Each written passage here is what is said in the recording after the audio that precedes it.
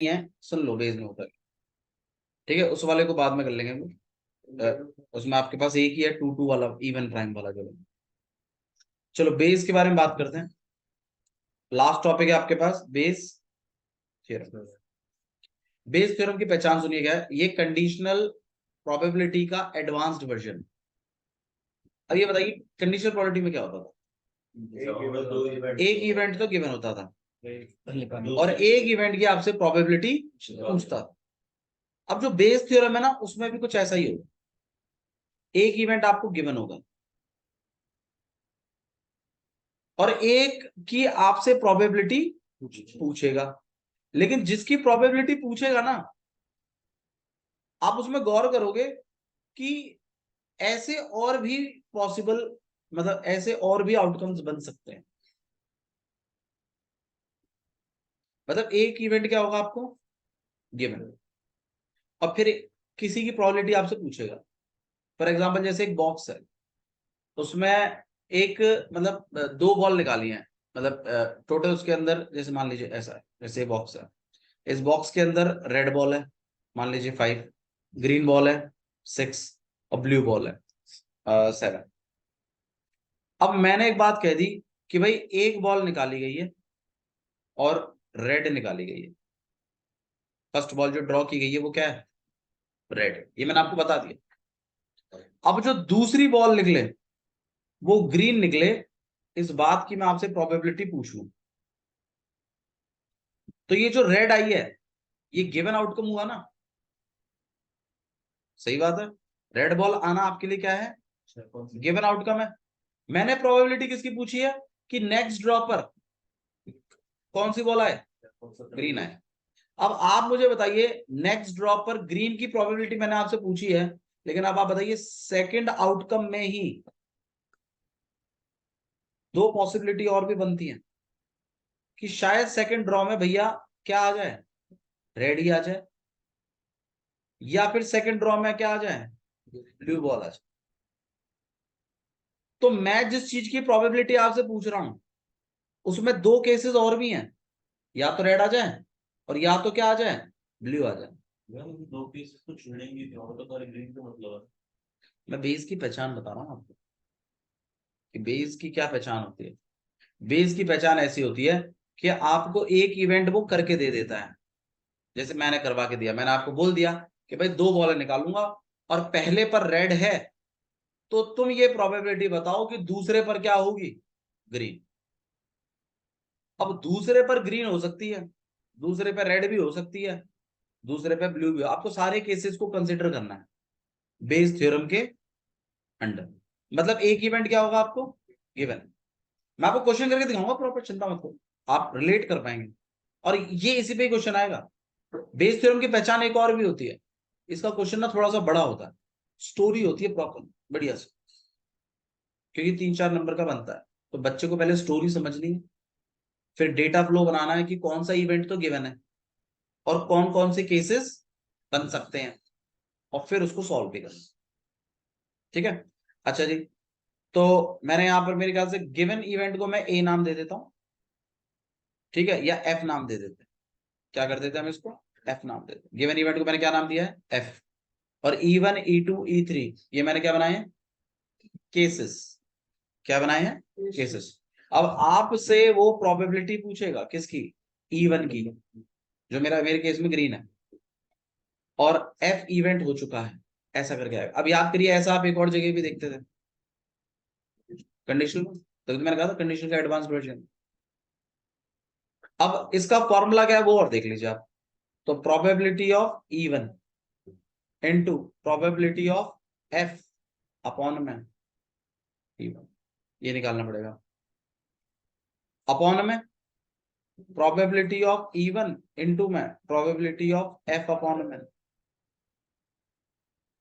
E1, जैसा ऊपर लिखा है वैसा। नहीं, प्लस आएगा ना बीच में, इसलिए कट नहीं पाएगा। फिर प्रोबेबिलिटी ऑफ E2 जो आपका सेकंड केस है, मल्टीप्लाइड बाय एफ अपॉन में, plus third case probability of E3 into में प्रोबेबिलिटी ऑफ एफ अपॉन में। जितने केसेस आप बढ़ाएंगे सारे केसेसों का ये चीज लिखा जाएगा नीचे, और जिस चीज की आपसे प्रोबेबिलिटी पूछी है उसको ऊपर लिखते हैं। ठीक है, एक क्वेश्चन लेते हैं, क्वेश्चन से आइडिया पड़ेगा। देखिए एक्सरसाइज में एक क्वेश्चन है, आई डिस्कस करते हैं इस क्वेश्चन। देखिए ये क्वेश्चन हमें आया था एग्जाम में, तो थोड़ा सा इससे डिस्कशन करना शायद थोड़ा सही रहेगा। देखिए क्या क्वेश्चन लिखा है।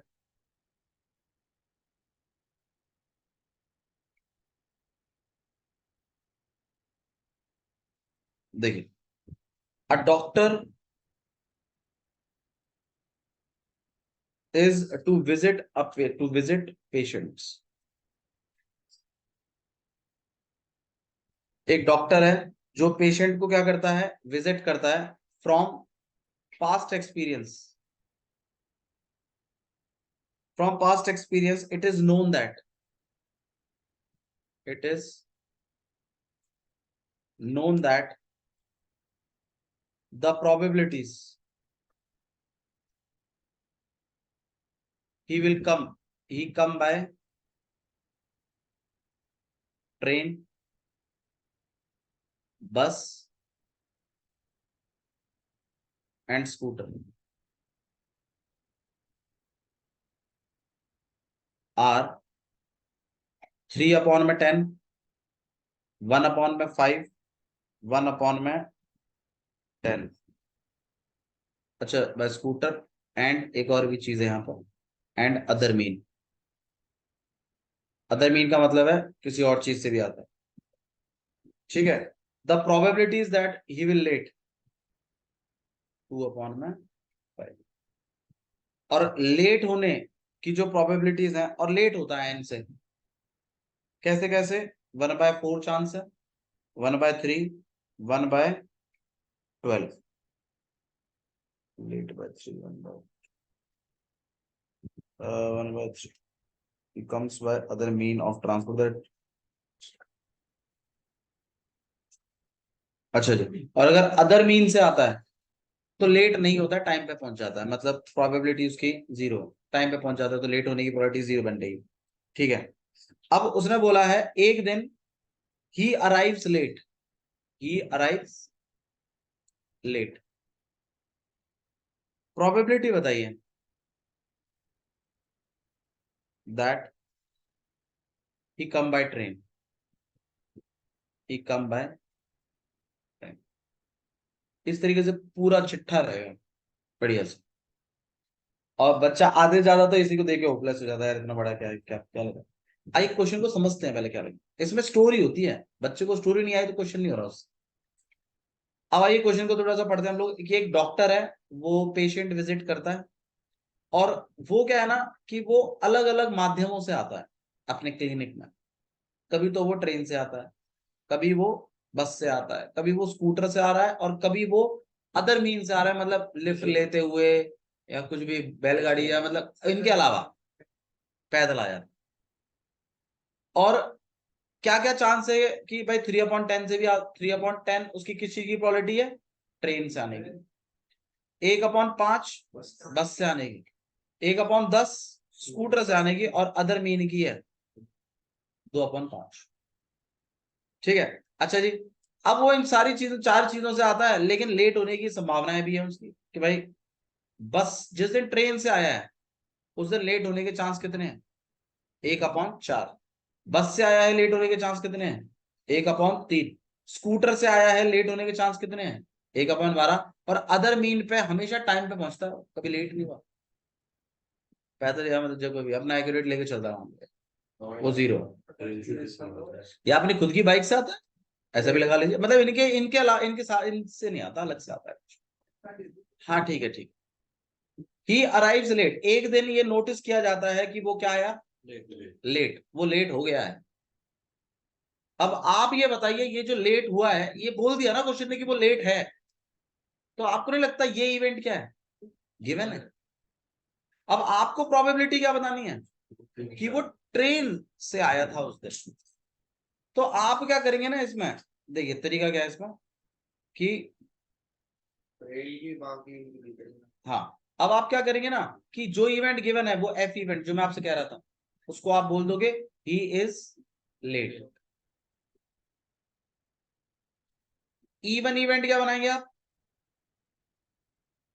हमें किसका बताना है मतलब ट्रेन का, ई कम बाय ट्रेन, हमें ट्रेन का प्रोबेबिलिटी बताना है। लेकिन लेट तो वो ट्रेन से, बस से, स्कूटर से और अदर मीन से भी तो हो रहा है, तो सारे केसेस काउंट करने पड़ेंगे। E2 क्या बनेगा, ई कम बाय बस, दूसरे में E3 E come by scooter, और E4 क्या है, अदर मीन।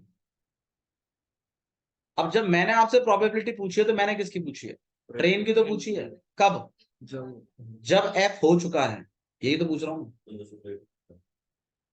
सही है। तो प्रोबेबिलिटी ऑफ इवन इनटू में प्रोबेबिलिटी ऑफ एफ अपॉन में इवन, उल्टा करके लिखते हैं इसको। अपॉन में सारे के सारे केसेस लिख डालते हैं जितने भी हैं, इवन इनटू में प्रोबेबिलिटी ऑफ एफ अपॉन में even plus probability of E2 into में एफ अपॉन में E2, फिर इसी तरीके से प्रोबेबिलिटी ऑफ E3